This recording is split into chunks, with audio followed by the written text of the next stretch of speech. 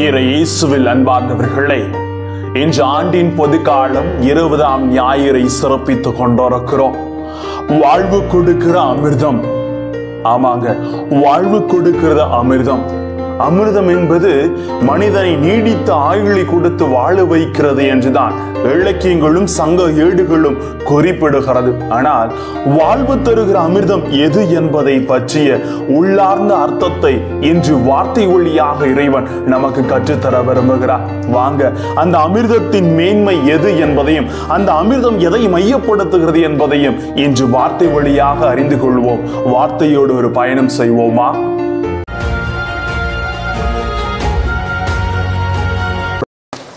Praise the Lord. இயேசுவுக்கே புகழ், இயேசுவுக்கே நன்றி. இறைவனின் அருட்கரமும் இறை ஆசீரும் உங்களோடும் உங்கள் குடும்பத்தோடும் முழுமையாக தங்கிட உங்களை நான் வாழ்த்துகிறேன். அன்பில் நிலைத்திருப்பவர்களே, வாழ்வு கொடுக்கிற அமிர்தம் எது என்பதை பற்றி இன்றைய நற்செய்தி நமக்கு ஆழமாக உணர்த்துகிறது. இன்றைய 3 வாசகமும் அதை தெளிவுபடுத்துகிறது. அது என்ன என்று பார்க்கின்ற பொழுது, அந்த மிக சிறந்த அமிர்தம் எது என்றால் நற்கருணை. அன்பார்ந்தவர்களே, நற்கருணை ஒரு அன்பின் எல்லை என்பதையும், நற்கருணை ஒரு தியாக பலி, நற்கருணை ஒரு உணவு, நற்கருணை ஒரு இறை பிரசனம் என்பதை என்று நமக்கு தெளிவுபடுத்துகிறது. அன்னை தெரசா அழகாக சொல்லி இருக்கிறார், நற்கருணை முன் என்னை மறக்கிறேன், அவர் எனக்குள் வந்து விடுகிறார் என்று அவர் தெளிவு காட்டுகிறார். புனித அகஸ்தீனார் சொல்லுகிறார், கடவுள் நிறைவான ஞானமுடையவராக இருந்தும் தன்னுடைய அன்பை வெளிப்படுத்த நற்கருணை ஏற்படுத்துவதை தவிர வேறு செயல் அவருக்கு தெரியவில்லை. தன்னுடைய ஞானத்தால் அவரால் எதையும் கண்டறிய முடியவில்லை. நற்கருணை தான் சிறந்தது என்பதை அவர் ஏற்படுத்தியிருக்கிறார் என்று உணர்த்துகிறார். நற்கருணை தவிர வேறு மேலான செல்வத்தை கடவுள் இந்த உலகத்திற்கு தரவில்லை என்பதை தான் இன்றைய நற்செய்தி நமக்கு தெளிவாக உணர்த்துகிறது. அன்பார்ந்தவர்களே, கடவுள் மனிதருக்கு உணவளித்து வாழ விரும்புகிறார். அதைத்தான் தொடக்க நூல் 2:9 மனிதரை படைத்த கடவுள் முதல் செயலாக அவர்களுக்கு உணவு அளித்திருக்கிறார். இயேசு செய்த வல்ல செயல்கள், மறை உண்மைகள், மறை உண்மை செயல்கள், ஓமைகள் யாவுமே அவர் உணவு வேளையில் தான் செய்திருக்கிறார். அன்பார்ந்தவர்களே, பாலை நிலத்தில் தம் வார்த்தைக்கு செவி கொடுத்த மக்களுக்கு வயிறார அவர் உணவு கொடுத்திருக்கிறார். மார்க் 6:42 வாசிக்கிறோம். லூக்கா 8:55 சொல்லுகிறது, தொழுகை கூட தலைவர் யாயிரின் மகளை உயிர்த்தெழ செய்த போது அவளுக்கு முதலில் உணவு கொடுக்க சொன்னார். யோவான் 21:12 சொல்லுகிறார், மீன் பிடிக்க சென்ற தம் சீடர்கள் களைப்புடன் திரும்பி வந்தபோது அவர்களுக்கு உணவு தயாரித்து கொடுக்கிறார்.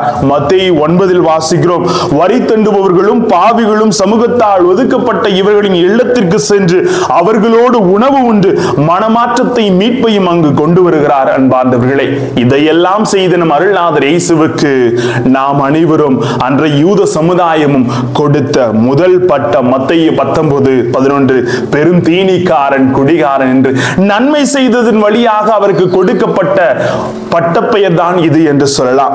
அவர் பிறக்க தேர்ந்தெடுத்த இடம் கூட ஒரு தீவன தொட்டி, ஒரு உணவு தொட்டியாக இருக்கிறது. இப்படி உணவின் மேன்மையை அவர் மையப்படுத்தி அந்த உணவு எதை நமக்கு தருகிறது என்பதை அவர் கற்றுத் தருகிறார். அன்பார்ந்தவர்களே, இன்றைய முதல் வாசகத்திலே ஞானம் விருந்து வைக்கிறது. அந்த ஞானம் எதை சொல்லித் தருகிறது என்றால், வாழுகின்ற இந்த உலகத்திலே நாம் மாறிக்கொண்டிருக்கிறோம், உணர்வு அற்றவர்களாக இருந்து கொண்டிருக்கிறோம். உணர்வு நமக்கு தேவை என்பதை அந்த முதல் வாசகம் தெளிவுபடுத்துகிறது. ஏனென்றால் இன்று கண்ணிருந்தும் குருடர்களாய், காதிருந்தும் செவிடர்களாய், உயிரிருந்தும் செத்தவர்களாய் வாழ்ந்து கொண்டிருக்கிறோம். அன்பார்ந்தவர்களே, மற்றவர்களுடைய துன்பங்கள், துயரங்கள் நம்மை பாதிக்காத அளவு நம்மை சுற்றி ஒரு கவசம் அணிந்து கொண்டு இன்று நாம் வாழ்ந்து கொண்டிருக்கிறோம். ஏனென்றால் இயந்திரத்தோட பழகி பழகி இன்னைக்கு நாம் எல்லாரும் இயந்திரமாக மாறிவிட்டோம். கணினியோடு பழகி பழகி இன்று நாம் கணக்கு போட்டு பழகிவிட்டோம். கணக்கு போட்டுதான் வாழ்ந்து கொண்டிருக்கிறோம். பெற்றோர்களுடைய அன்பை கூட இன்று விலை பேசுகிற மனிதர்களாக வாழ்ந்து கொண்டிருக்கிறோம்.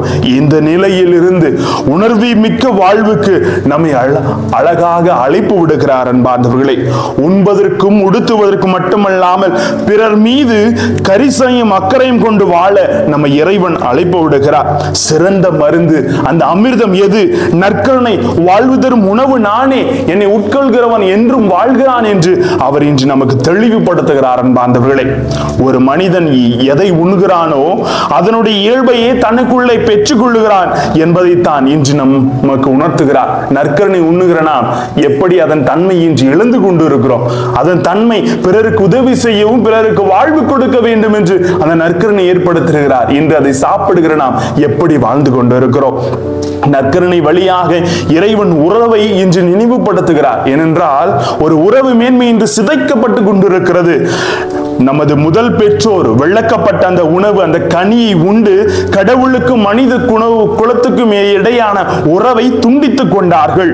ஆனால் இயேசு தனது உடலாகிய உணவை கொடுத்து மீண்டும் அந்த உறவை புதுப்பித்துக் கொண்டார். அன்பார்ந்தவர்களே, மேலும் தொடக்க நூலிலே காயின் தன் தம்பி ஆபேலின் ரத்தத்தை சிந்தி இதனால் கடவுள் முன்னிலையிலிருந்து ஓடி சென்று விடுகிறார். தொடக்க நூல் 4 வாசிக்கிறோம். கடவுள் முன்னிலையிலிருந்து மனித குலத்தை விட்டு ஓடி சென்று விடுகிறான். ஆனால் கடவுள் முழுமையாக தனது சொந்த ரத்தத்தை சிந்தி மீண்டும் அவரோடு இணைத்துக் கொள்ளுகிறார். யோவான் 6:56 சொல்லுகிறது, என் சதையை உண்டு என் ரத்தத்தை குடிப்போர் என்னோடு என்றும் இணைந்திருக்கிறார் என்று கடவுள் சொல்லுகிறார். இன்று அவரோடு நாம் இணைந்திருக்கிறோமா? அவரது உடலை உணவாக தந்திருக்கிறார். அந்த உணவை எந்த மனநிலையிலே இன்று உட்கொண்டு கொண்டிருக்கிறோம், எந்த நிலையிலே வாழ்ந்து கொண்டிருக்கிறோம் என்று சிந்திப்போம். கலாத்தியர் 2:2 அழகாக பவுலடியார் சொல்லுகிறார், வாழ்வது நான் அல்ல என்னில் கிறிஸ்துவே வாழ்கிறார் என்று. இன்னைக்கு அவரை உட்கொள்கிற நாம் முழுமையாக அவரை அறிந்து கொண்டு அவர் நமக்காக தன்னையே பலியாக கொடுத்த அந்த உணவை உட்கொள்கிற ஒவ்வொரு நாளுமே அந்த அமிர்தத்தை அறிந்து முழுமையாக பிறருக்கு அதை பகிர்ந்து வாழ வேண்டும் அன்பார்ந்தவர்களே. அதை அறிந்து கொள்வோம். இறைவன் நம்மை ஆசீர்வதிப்பார். ஜெபிப்போமா?